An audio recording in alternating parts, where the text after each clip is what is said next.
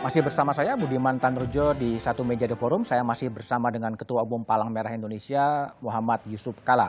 Pak JK, jadi new normal sekarang yang diwacanakan itu memang semata-mata karena variabel ekonomi sehingga harus ada relaksasi dan bangsa ini masuk kepada sebuah era baru yang disebut dengan new normal? Ya, pertama new normal itu menjaga tetap situasi di mana penularan itu dapat diatasi. Kedua, tentu juga suatu efek harus dijalankan untuk orang aktif lagi di beberapa bidang ekonomi. Contohnya gini, seperti saya jelaskan tadi, Anda mungkin 2 tahun harus hidup dengan pakai masker. Oke. 2 tahun hidup dengan jaga jarak.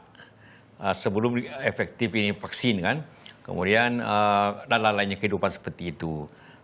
Di rumah banyak, di kantor yang bisa rapat pakai Zoom saja.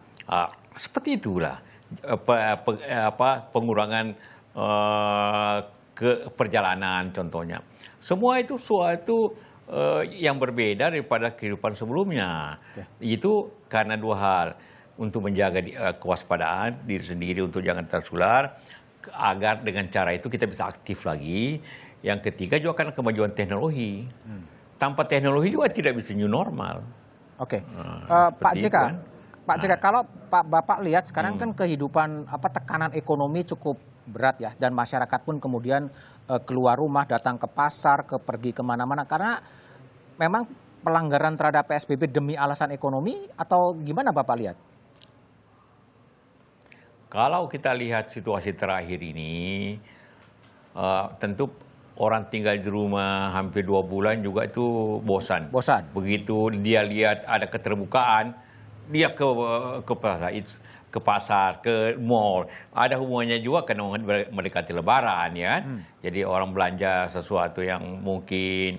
Tapi ini juga pertama kalau kita lihat ya alasannya disebabkan karena pemerintah memberikan signal bahwa adanya suatu keterbukaan baru, adanya pelonggaran dengan pesawat terbang boleh, pakai bus boleh, kereta api jalan. Itu kan berarti membuka keterbukaan. Sebelumnya kan dilarang semuanya kan. Oke. Nah, begitu dibuka, orang masyarakat menganggap seperti itu, maka kemudian orang terbuka seperti itu. Oke, Pak JK, jadi ini ada 2 sisi. Satu sisi adalah COVID-nya yang juga belum selesai, sisi ikutannya adalah ekonomi. Sebetulnya ini bagaimana dikelola? Apakah memang harus dipilih A dan B terlebih dahulu atau mau dikompromikan sebetulnya?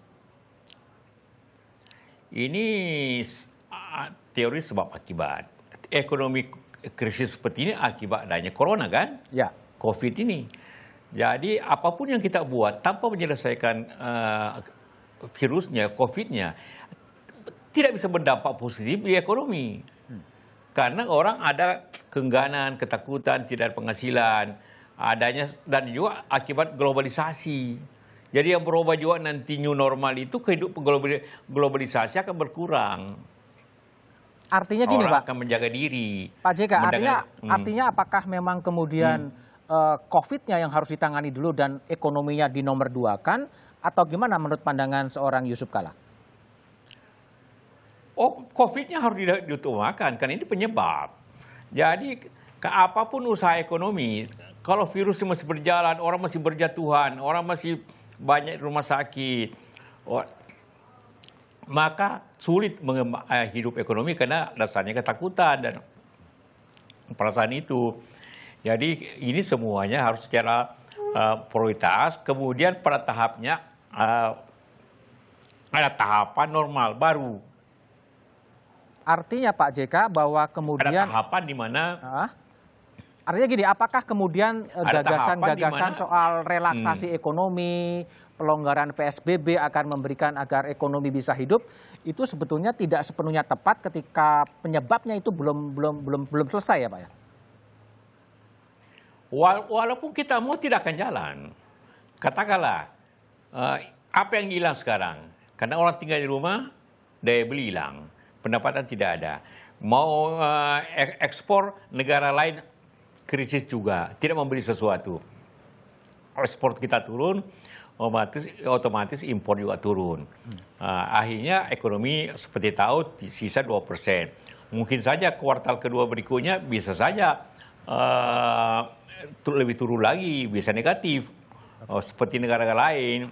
Nah kalau itu maka apapun usaha kita menstimulus ekonomi tidak akan jalan sampai apabila kita tidak selesaikan penyebabnya. Dan secara bertahap kemudian orang kembali bekerja, ekonomi akan hidup bertahap dengan prioritas. Katakanlah prioritas pertama ya industri supaya ada pertanian berjalan.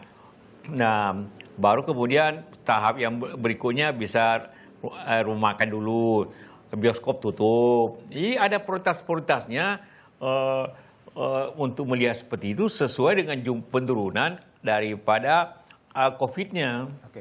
Pak JK, jadi kan sekarang dari COVID yang itu menyebabkan PHK dan lain sebagainya dan kemudian menimbulkan masalah-masalah sosial ya. Nah ini kan pemerintah juga kemudian agak was-was ketika kemudian orang ini lapar dan orang lapar ini kemudian bisa juga kemudian menjadi amarah. Nah bagaimana mengelola ini Pak? Kalau ini juga masalah sosialnya tidak diperhatikan. Itulah fungsi daripada bansos atau BLT. Karena itulah pemerintah harus menyiapkan dan sudah menyiapkan di anggaran 2020 dan 2021 BLT atau bansos yang cukup untuk rakyat yang kecil, yang kurang mampu, yang di PHK ataupun usahanya tidak jalan, sehingga dia bisa hidup yang pantas dulu. Kemudian nanti setelah terjadi suatu langkah berikutnya, ekonomi berjalan juga dunia, maka ekonomi berjalan, orang bekerja lagi. Ya. Mesti ada langkah-langkah yang teratur, schedule yang teratur yang dibuat seperti itu. Tapi utamanya menurunkan dulu penyebaran ini. Karena ini syaratnya baru bisa kalau ini turun. Ini sekarang naik, masih naik. Masih naik. Hari ini kan 690. 690. Ya, Oke. Yang baru. Ya, 690. Jadi malah top ini. Ini akibat karena makin banyaknya lab. Makin banyaknya lab ya, oke. Ya. Pak JK, kalau kita ini jangan lupa dari ya Pak, jadi ini Bapak sebagai Ketua Dewan Masjid Pak, soal panduan soal sholat Id ya, sholat Id ketika nanti Idul Fitri. Ini gimana? Petunjuk dari seorang Pak Yusuf Kalla sebagai Ketua Dewan Masjid, apakah memang sholat Id tetap seperti dulu-dulu di lapangan atau di masjid atau gimana Pak? Ini kan keadaan darurat. Dia yang dipakai bukan hukum biasa, tapi hukum darurat. Kalau hukum darurat semua bisa. Jadi karena itulah kita tahu semua kemaslahatan umat lebih nomor satu daripada yang lainnya.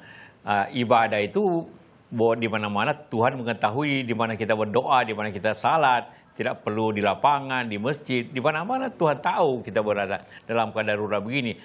Kemaslahatan umat yang pertama, jangan kita mencelakakan diri sendiri dan mencelakakan orang lain. Itu hukumnya dalam agama. Karena itulah karena yang berlaku hukum darurat, maka daruratnya ya di rumah. Jangan berkumpul. Bahwa ada di terminal banyak orang, di mall mungkin ada orang, itu kan salah. Jangan pula rumah ibadah, masjid dan gereja mengikuti hal yang salah. Ya, jangan pula seperti di Korea. Penyebaran virus yang banyak itu dari kebaktian gereja. Jangan pula kayak di Iran bahwa penyebaran yang banyak itu di tanah sucinya orang Syiah.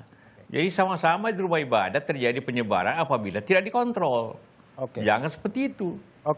Baik. Pak Muhammad Yusuf Kalla telah bergabung di Satu Meja The Forum. Saya tahu Pak Yusuf Kalla setelah ini masih ada acara lain. Terima kasih Pak Yusuf Kalla. Selanjutnya kita akan bahas new normal dengan sejumlah narasumber yang akan hadir pada segmen berikutnya. Terima kasih Pak Yusuf Kalla.